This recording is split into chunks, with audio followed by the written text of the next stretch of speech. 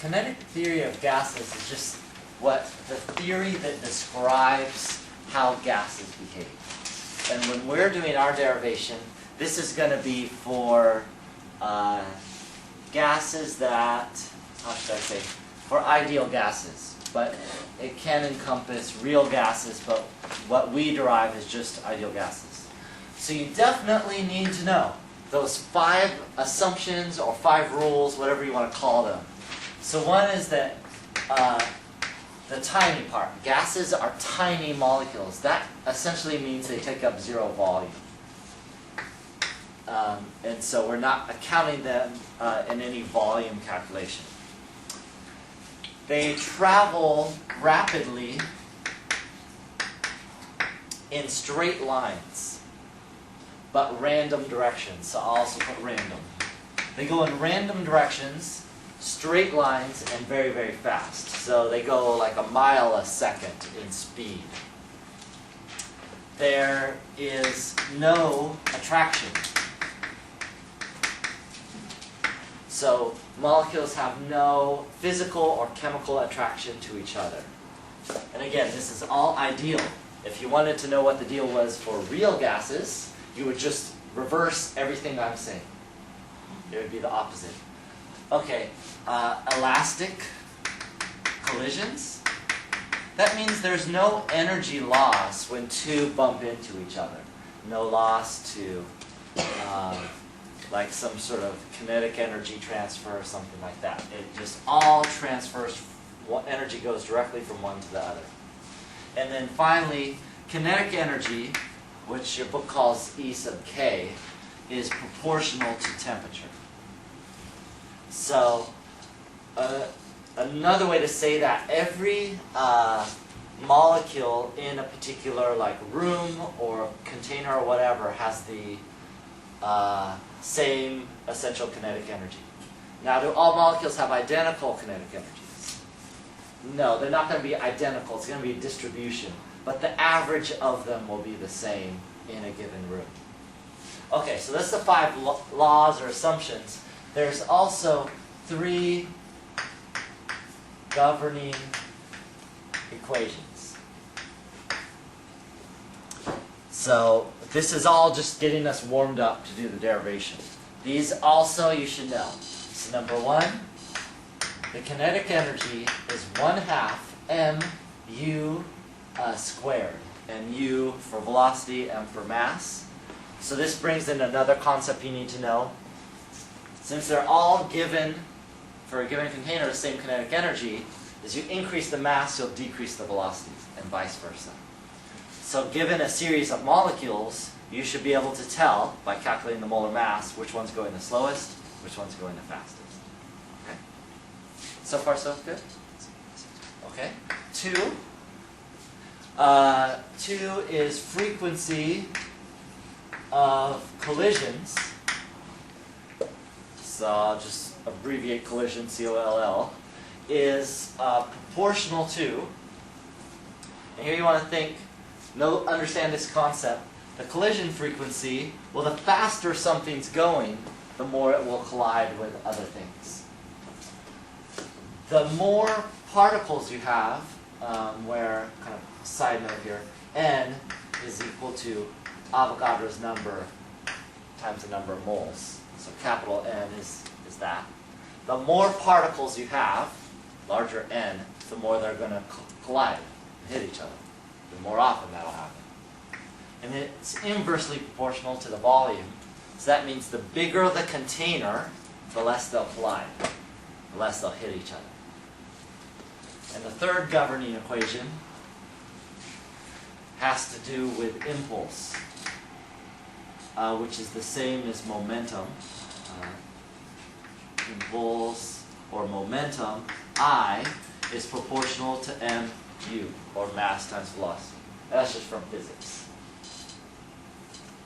So what we're going to do is combine 2 and 3. And so essentially our derivation is sort of starting right now. That pressure is proportional to the collision frequency times the impulse, I. Hopefully that makes sense. You're going to have higher pressure if there's more collisions, and the harder they hit, the higher the pressure. So the harder those molecules are hitting the container, the higher the pressure. Well, I'm just going to substitute these two formulas in. Pressure is proportional to U N over V times mu, or proportional to N over V mu squared.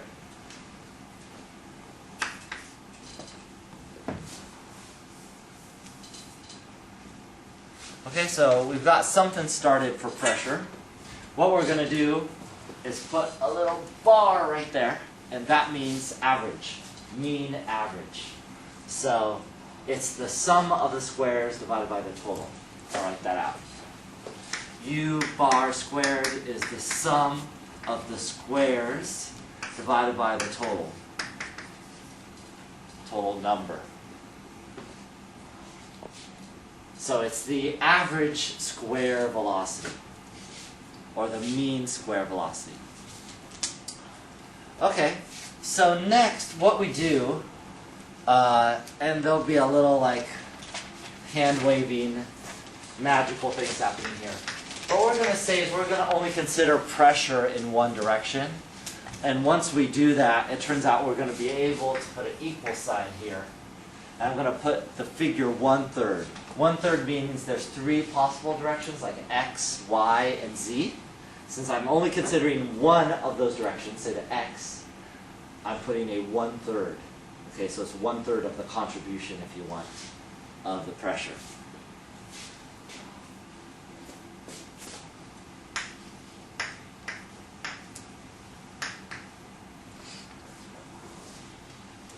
Okay, now we're going to do some interesting math here. I'm going to multiply this thing by 2, and I'm going to divide by 2. And you can multiply and divide anything you want by 2, but that turns out wonderful for us because this is kinetic energy. So now I can rewrite this. Pressure is equal to 2/3 N over V dk.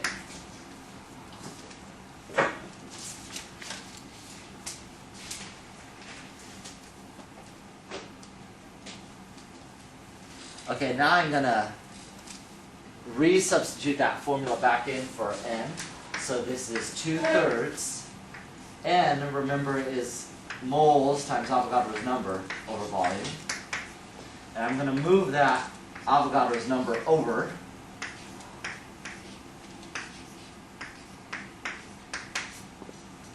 So that Avogadro's number right there times EK, this thing right here, that's equal to E squiggly K. And that squiggly means that it's the kinetic energy per mole. This is like a joules per mole unit. And the reason for that is Avogadro's number is whatever per mole. So Avogadro's number puts that per mole unit in there. Okay, so pressure is equal to 2/3 N over V E K squiggly. Let me move stuff around a little bit. PV over N equals 2/3 EK squiggly. Now I'm going to deal with both sides kind of separately at this point. I'm going to deal with the left side first. But remembering one of our assumptions, I think it's the fifth one, kinetic energy is proportional to temperature. So that means, since there's kinetic energy here, this thing on the left-hand side has to be proportional to temperature. So PV over N is proportional to temperature. And you'll know this beautifully.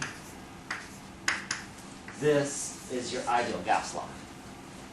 That's where the ideal gas law comes in. By experiment, you'll find out that PV equals N times a constant. We'll pick the constant R times T. Okay, so this R is from experiment, not from derivation.